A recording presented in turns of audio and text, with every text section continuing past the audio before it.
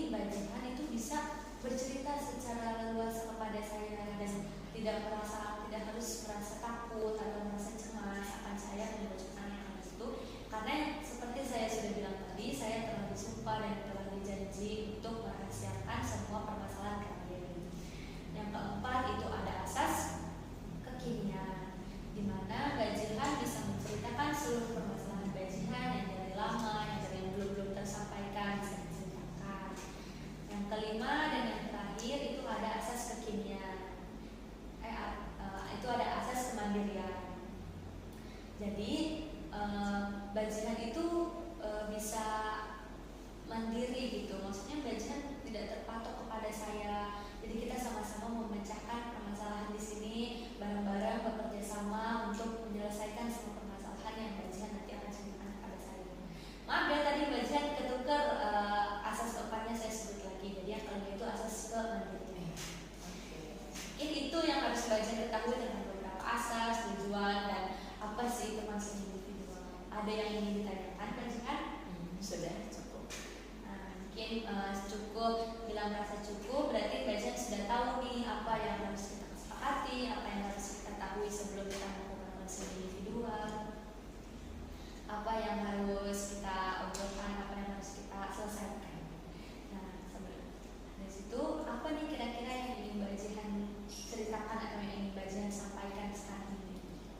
Buat masalahnya sih saya akhir-akhir ini merasa nilai akademik kuliah saya, nilai akademik di perkuliahan itu menurun drastis.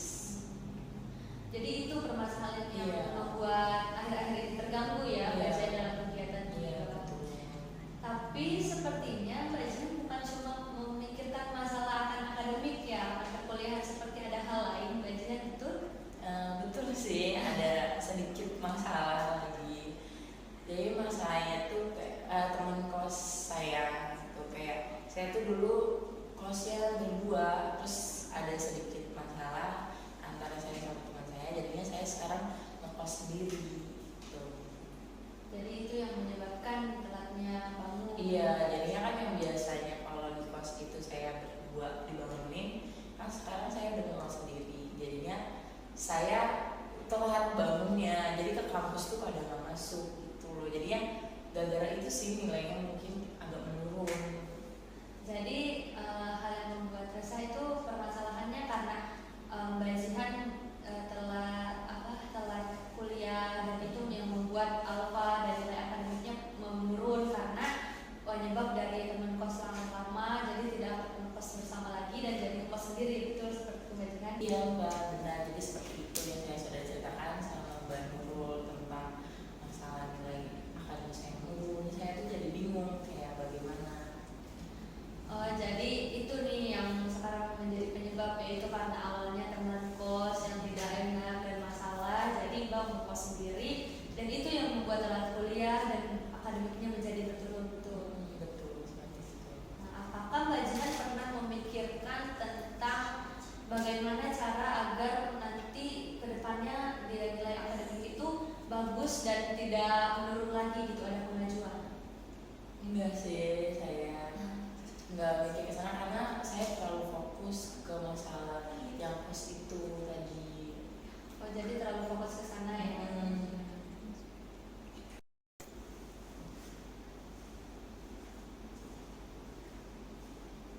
Sepertinya saya perlu manage waktu saya lagi. Saya harus perlu menata ulang waktu saya agar bisa bangun pagi, agar nilai akademik saya itu kembali lagi seperti semula. Apakah Mbak Nurul punya cara untuk mengatasi masalah kayak ini?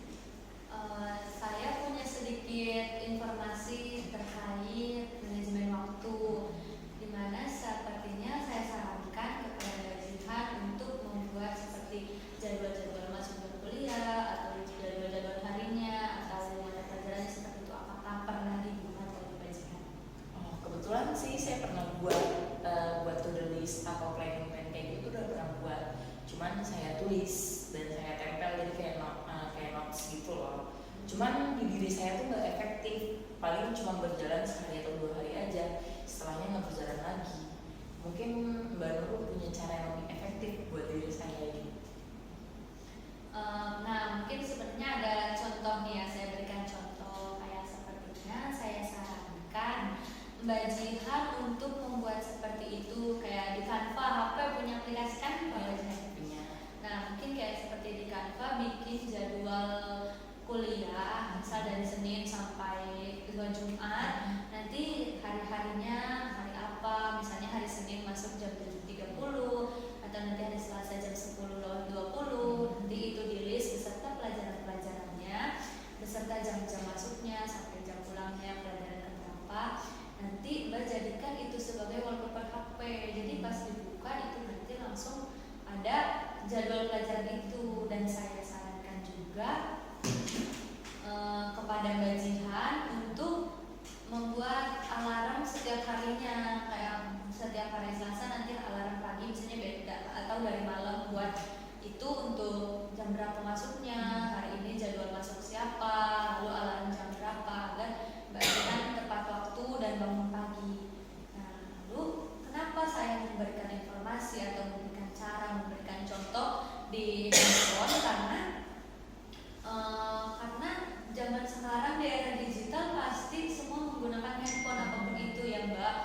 pasti saya yakin bajihan pasti selalu menggunakan handphone itu kemana-mana, pasti handphone selalu ada, bahkan mau tidur pun pasti handphone juga ada di samping bajihan gitu. Jadi saya memberikan contoh dan memberikan saran kepada bajihan untuk membuatnya di HP agar lebih konsisten, agar lebih efektif gitu bajihan.